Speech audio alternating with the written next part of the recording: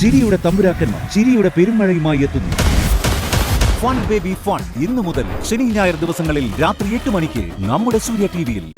മൈജിയിൽ തന്നെ പർച്ചേസ്. ഞാനും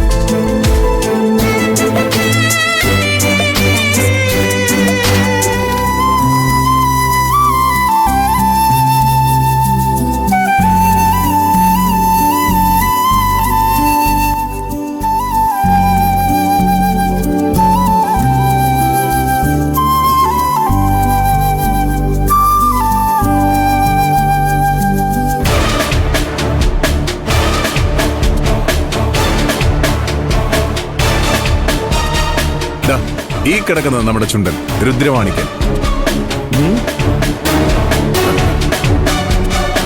രുദ്രമാണിക്കനോ?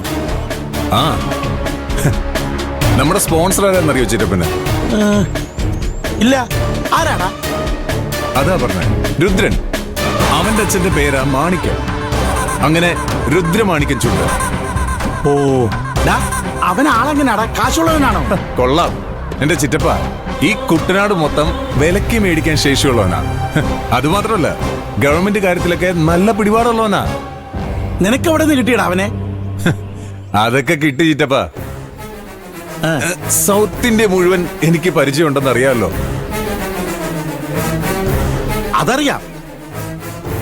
അല്ലടാ, ഈ രുദ്രന് നിന്നെ പോലെ തന്നെയാണോ? എന്ന് വെച്ചാ? അല്ല, ഈ സ്വർണ്ണമായിട്ട് ബന്ധപ്പെട്ടുള്ള ബിസിനസ് ആണല്ലോ നിനക്ക്, അതുകൊണ്ട് ചോദിച്ചതാ. അത് ചിറ്റപ്പൻ എന്നെ ഒന്ന് ആക്കിയതാണല്ലോ. അല്ലടാ മോനെ, ഞാൻ ചോദിച്ചതാ. നിന്റെ ബന്ധങ്ങളൊക്കെ സാധാരണ അങ്ങനെയാണല്ലോ. ചിറ്റപ്പ, രുദ്രൻ നല്ല ഒന്നാം തരം തറവാട്ടുകാരനാ, മനസ്സാക്ഷിയുള്ളവനാ. പക്ഷേ കയ്യിലിരിപ്പ് നമ്മളെ പോലൊക്കെ തന്നെ. ഈ കക്ഷിയപ്പോ വരുവോടാ?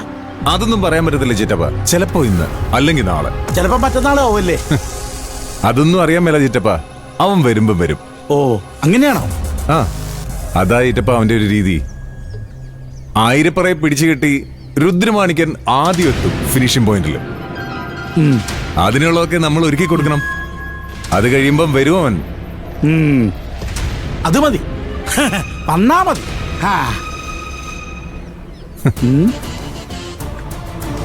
എന്താ നോക്കുന്നത്?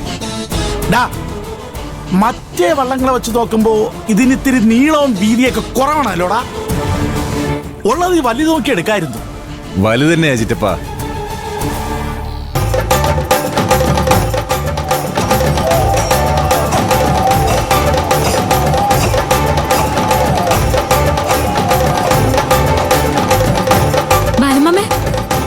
ആ മോളെ, നമ്മുടെ ആയിരപ്പറ ചുണ്ടൻ പരിശീലനം തുടങ്ങിയത് കാണിക്കാനാ മോളെ വിളിച്ചു വരുത്തിയത്.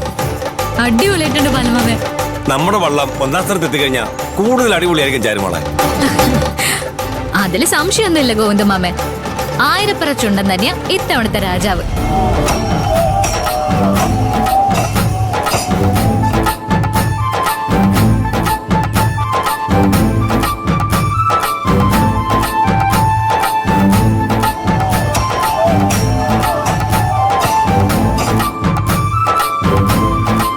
ബാലമാമയുടെ ഈ സന്തോഷം കാണുമ്പോ എനിക്ക് എന്തോ പറയണമെന്ന് അറിയില്ല. കുട്ടിക്കാലത്ത് അമ്മ പറഞ്ഞിട്ടുണ്ട് അന്നത്തെ ആഘോഷങ്ങളെ പറ്റി. അപ്പത്തൊട്ടുള്ള ആഗ്രഹം ആയിരപ്പറ ചുണ്ടന്റെ മത്സരം കാണണം എന്നുള്ളത്. മോളുടെ അമ്മയുടെയും എന്റെ അച്ഛന്റെ ആത്മാവൊക്കെ ഇത് കണ്ട് സന്തോഷിക്കുന്നുണ്ടാവും. ആ, പിന്നെ മേലൂർക്കാവില് പ്രത്യേക പൂജയൊക്കെ ഉണ്ട്. വൈകിട്ട് ആയിരപ്പറ ചുണ്ടന് തിലകം ചാർത്താം. ആണോ? എങ്കിൽ പിന്നെ വൈകിട്ട് തുഴക്കാരോടൊക്കെ വരാൻ പറയാം. എല്ലാവരുടെയും കൂട്ടായ്മ തന്നെ ആവട്ടെ തിലകം ചാർത്തല്.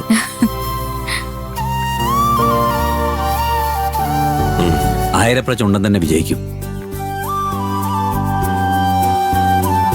ചാരുമോളെ, നീ തറവാട്ടിന് ലക്ഷ്മിയാവൂന്ന് കാരൂര് പറഞ്ഞത് വെറുതെ അല്ല. എന്തിനാ ബാലമാമ ഇങ്ങനൊക്കെ പറയുന്നത്? ഞാൻ എന്ത് ചെയ്തിട്ടാ? മോളൊന്നും ചെയ്യണ്ട. ദേ, ബാലിന്റെ ഉള്ളിൽ നിന്ന് കൊടുത്താൽ മാത്രം മതി.